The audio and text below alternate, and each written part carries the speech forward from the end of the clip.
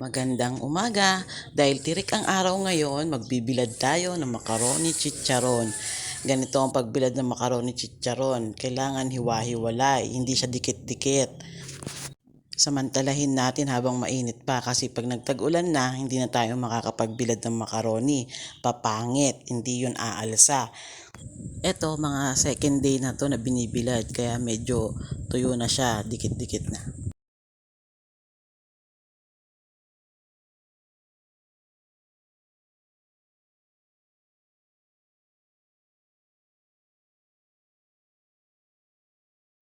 Ito naman kabibilad lang nito, bagong luto kaya hindi siya dikit-dikit. Pasa pa kasi to kaya ganyan ang itsura pag binilad mo.